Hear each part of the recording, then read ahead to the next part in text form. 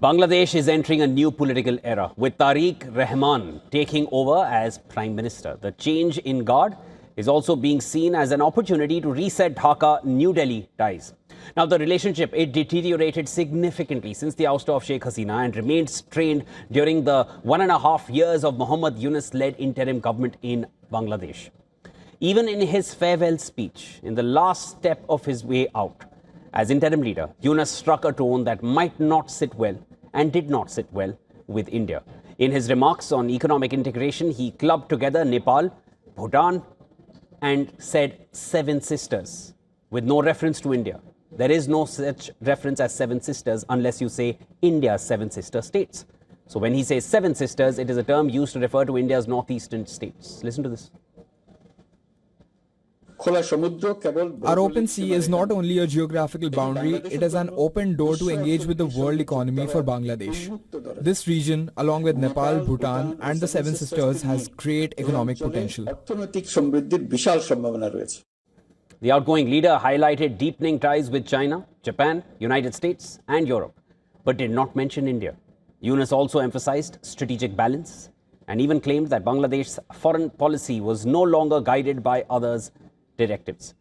Well, the upcoming government now has already signaled that it wants to reset ties with India on a fresh footing.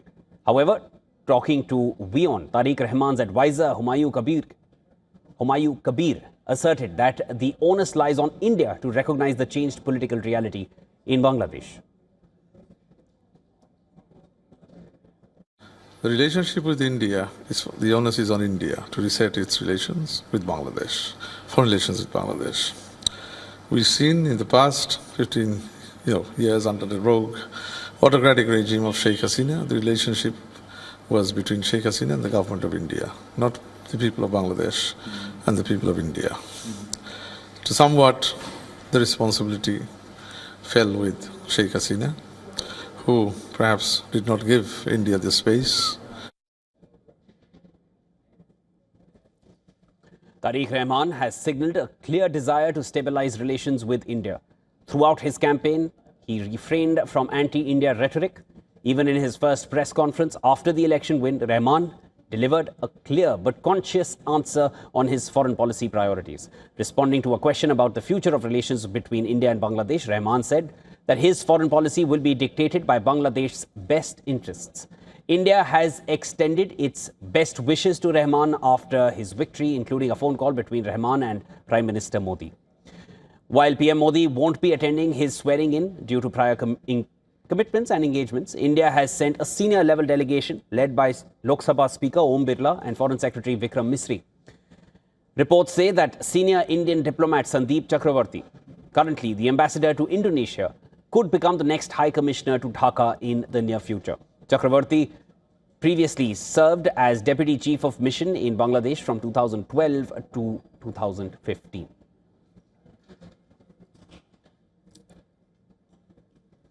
All right, to discuss this further, I'm now being joined on the broadcast by Mr. Shabir Mustafa, senior journalist. He's joining us from the UK. Mr. Mustafa, thank you so much for joining us, making time.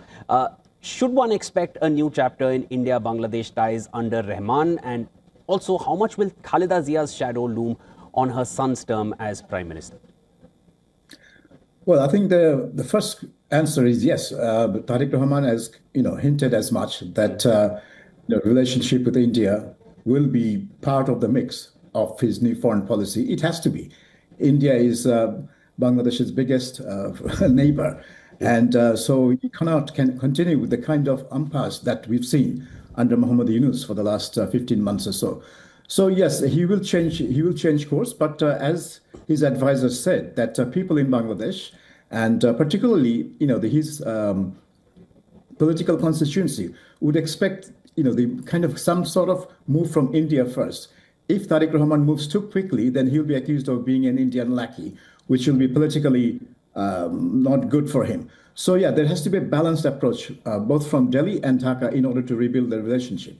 And I noticed that Tarique Rahman's senior leader, the BNP senior leader, Mirza Fakhrul Islam Alamgir, has already said that presence of Sheikh Hasina in Delhi, or continued presence of Sheikh Hasina in Delhi, would not hamper efforts to rebuild relationship. So that's a signal that BNP is serious about rebuilding relationship with India. Understood.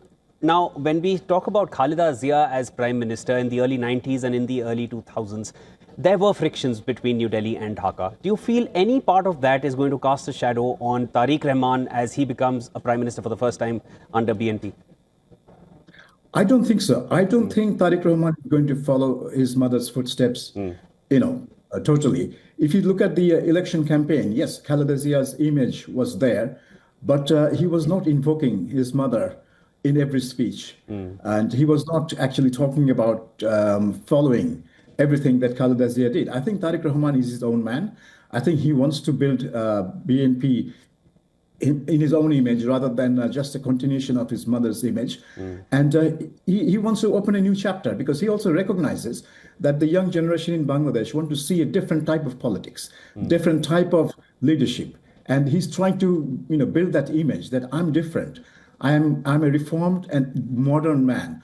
So he has to demonstrate that reformed modernity through his policies and through his actions.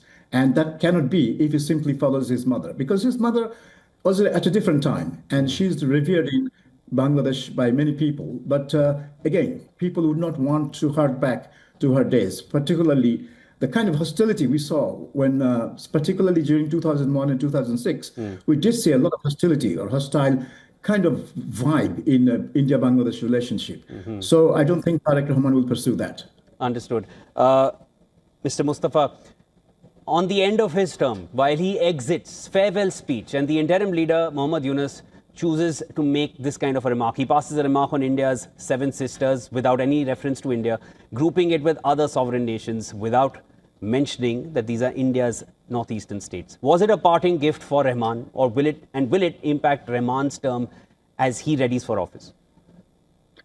I don't think it's a it's a parting gift, but it's in a different way. I think Yunus probably knows that Tarique Rahman will try to rebuild relationship with India.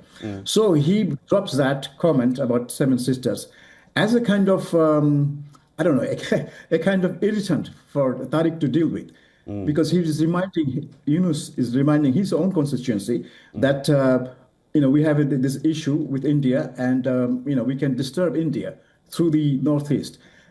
And this is kind of a kind of implicit threat to Tarique Rahman that this is something you have to deal with.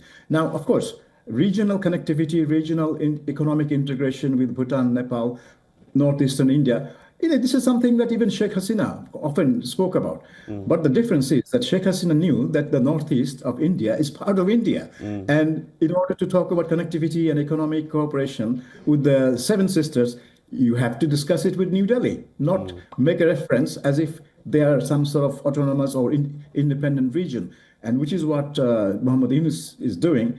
And he did that once before when he was in China, which was even worse because he was sitting in China and he's referring to Indian territory while India is not in that room. So yes, he's kind of baiting India, if you like.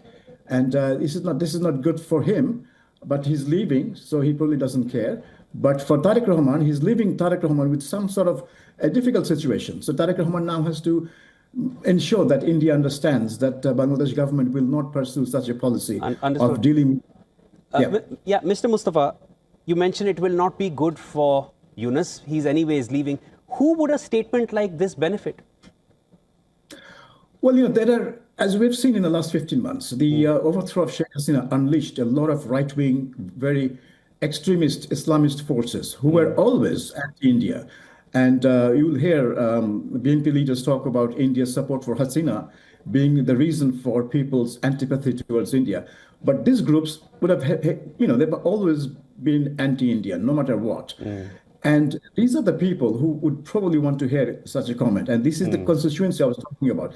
This is the extremist constituency that Yunus is appealing to and reminding them that, this is, that relationship with India should not be as smooth as a lot of people are making out. Understood. So these are the constituencies that Tarique Rahman has to deal with when he's Prime Minister. Mr. Mustafa, you've read between the lines and explained it in very simple terms, I would say, because these are geopolitical statements, politically charged statements. To make it understandable for anybody, even just tuning in without a background on this, that is something where we feel we're able to reach out to our audiences better. That was Sabir Mustafa joining us from London in the UK. Pleasure speaking with you, sir. Thank you.